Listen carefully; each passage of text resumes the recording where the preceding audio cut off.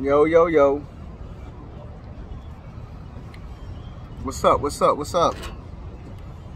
First time here, as always, like, share, subscribe, comment. For people that's returning, I appreciate y'all. As always, appreciate the support, appreciate the love, appreciate the words of encouragement. We definitely got something to talk about.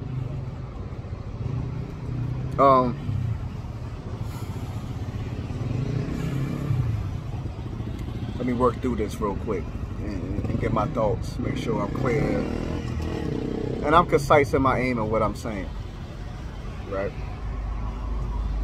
I've heard a lot of different opinions about this topic. Some are in line with my thoughts, some are not in line with my thoughts but have the same kind of direction, right?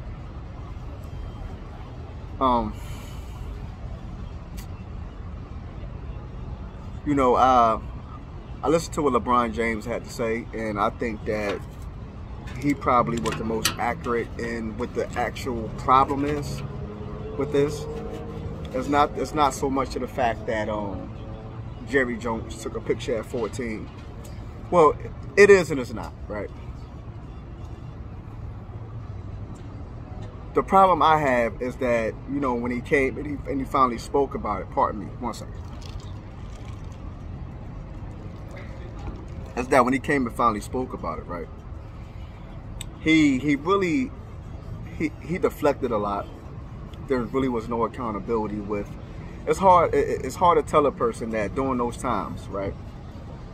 That especially the climate of the South,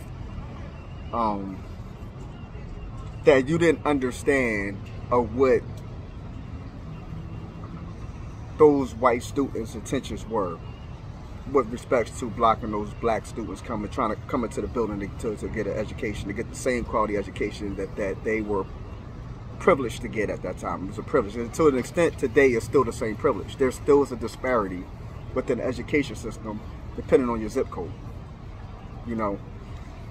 So it's a topic that's still relevant today as much as it was relevant then.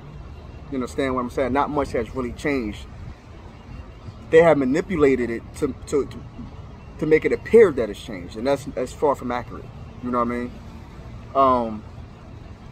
But the language that was used and the posture of those students who were blocking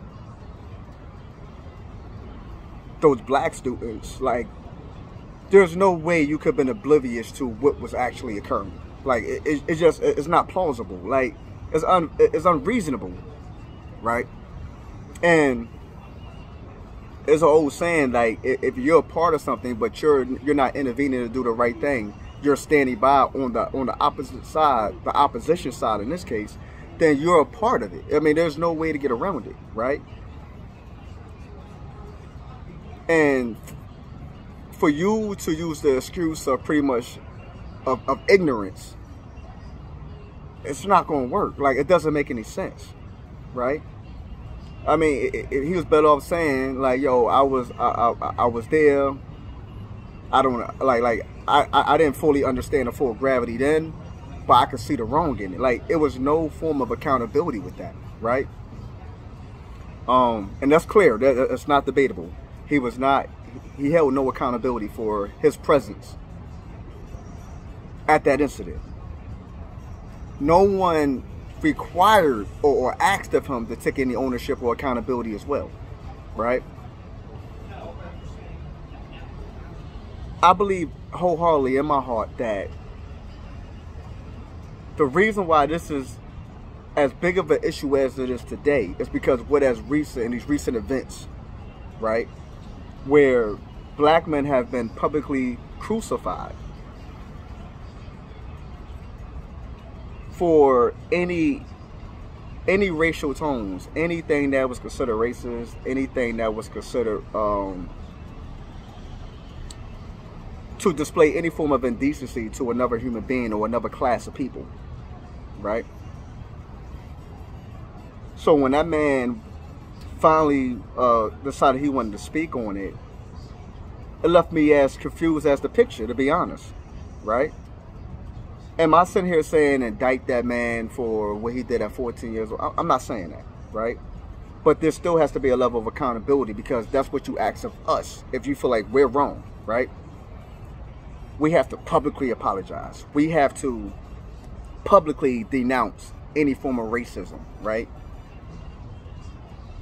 Kyrie was forced to come publicly and say that he was not, that he doesn't support any anti-Semitic ideologies, principles, what have you, right? Even though there was nothing in there that gave you an inclination that this man was racist. Like, it doesn't make any sense, right? He wasn't standing outside some Nazi museum or supporting some Nazi movement, or he wasn't doing any of those things. And that was being done against us. Factually, like, there's no way to dodge that or get around that, right? So when the media put a full court press on that rhetoric, right, for a while, is, no, come out and say that you don't support anti-Semitism. Like, we need to hear those words. That's the only thing that's going to be suffice, right? The Brooklyn Nets organization doubled down and gave him a list of 6 action items that they wanted him to complete prior to him being reinstated, for him to ever play basketball again for the Brooklyn Nets, as well as a formal public apology, right? He had to go sit down with some Jewish leaders. So why Jerry Jones don't got to sit down with no black leaders? You understand what I'm saying?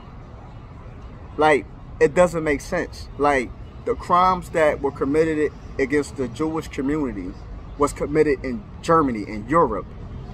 The crimes committed against black people occurred here in America. That's a clear distinction. I mean, amongst other parts of the world. It wasn't just isolated to America. But the rich history of racism towards the black community in America is extensive, right? It's almost part of the American fabric. Whether people want to acknowledge it or not, the facts are the facts, right?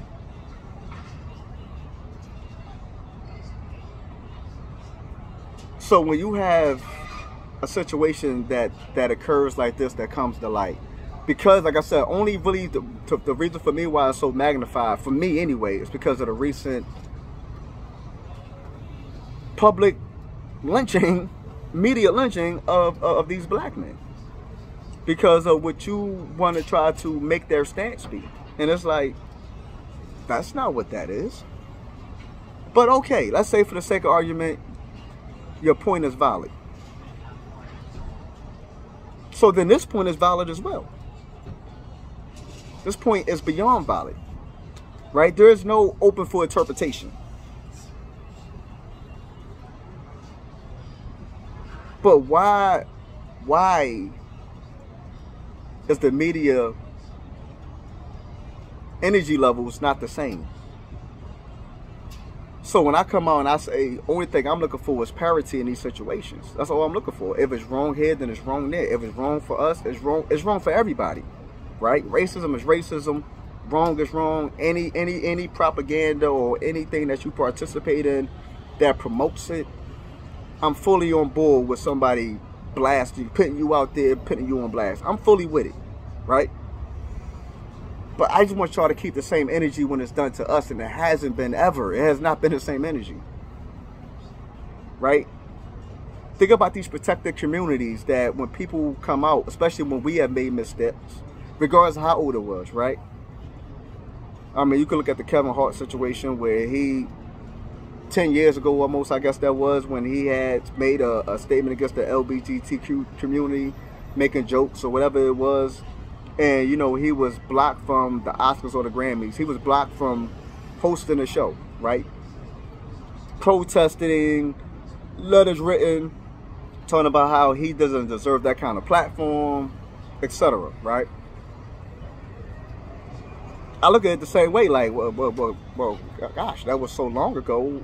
Ask him what his stance is today versus you publicly blasting him, pulling up some old material that he said, you know, when he was younger. So it's the same thing. You can't frame, you can't say it's okay for you, but it's wrong for you. Oh, it's okay that it was that long ago, it should be held against them, but we don't care how long ago something happened with y'all, we still gonna hold it against y'all as the same weight as if we would have held it the day that it happened, as if it happened today, right?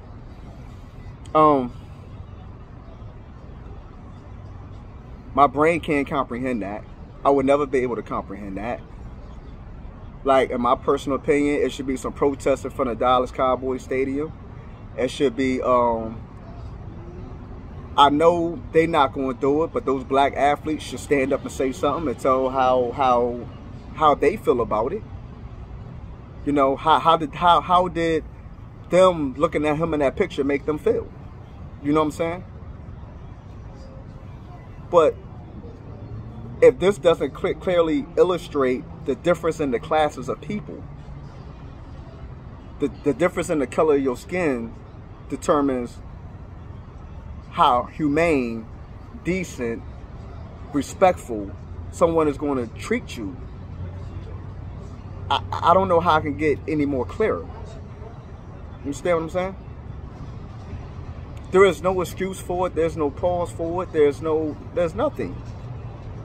Like, one thing I always learned in life, right, wrong, and indifferent, was the accountability factor. Even if it's a mistake.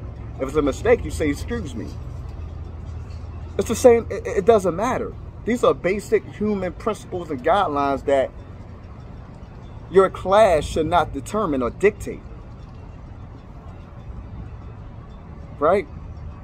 It's easy to go after Kyrie Irving with a full court press because you're not in danger of losing your job. You don't feel like your job would be in danger, or the network ratings, or whoever. It wouldn't be nowhere near the same after going after a person like Jerry Jones. So you're not guided by principle. You're not guided by morals. You're not guided by the value system. You're guided by the fiscal system, which I always say, capitalism runs the world. We can afford to lose you. We can't afford to lose him. So we're going to tread lightly over here, but we're going to go after you with the full weight of what we have in our arsenal, right? I would never be able to comprehend that. I'm not going to lie. This isn't anything new. You think about the number of politicians or prominent figures that just happen to be of the Caucasian race that have been seen, photos that came out when they was in blackface at college parties or at their own personal house parties. And we talk about when they're grown, not when they're kids. Where has the backlash really been for that? Right? It's been a story that has come and gone so quick. And it's really for someone else's personal agenda why it was released in the first place. It wasn't because somebody was standing up and saying, oh, this is wrong to depict this class of people in this manner. That wasn't the agenda. So this is not a new issue. So this is my issue, is because we can be depicted as less than by the masses over and over and over again, and there's no outcry, there's no uproar, there is no danger of them really losing anything. Right? Even when the guy from the Clippers was forced to sell his team, okay, so you just made him he just made even more money. He bought the team at this and he sold it at that. Like, at a crazy profit. Like, he didn't lose anything. What did he lose? In totality, what did he lose? Well, that's the angle that's utilized towards us on some racism. We actually lose. Whether it's money, right? We lose deals, endorsements. Our public image, our reputation is tarnished forever. We don't get to go on high and be billionaires. We go back to the hood. This is the part that I believe people are totally missing. They worried about his age. They worried about whether or not he was racist or not. That is not the issue. The issue is much deeper than the surface level nonsense that people out here talking about. If we're going to talk about it, let's talk about it. If we're going to hold somebody's feet to the fire, hold their feet to the fire. But it needs to be across the board, regardless of your ethnicity, regardless of your social status, your social economical status. None of that stuff should matter. It should be on the merit of your actions and the merit of your character. That's what we should be weighing and measuring when it comes to this particular topic. Let me know when y'all really ready for this conversation. And I'll get back with y'all. Like I said, like, share, subscribe, comment. Let me know your thoughts. Let me know how you feel. Yo, we don't really care. Or no, you tracking. Or I never thought of it. Like, whatever your thoughts is. But this isn't something that should be swept beneath the rug. This is not something that should just be undermined and dismissed and giving people built-in excuses because of who they are. Well, we don't get no built-in excuses. We're just flat out wrong. And if that's the way we're going to carry it, we need to carry that across the board. I'll get back with y'all.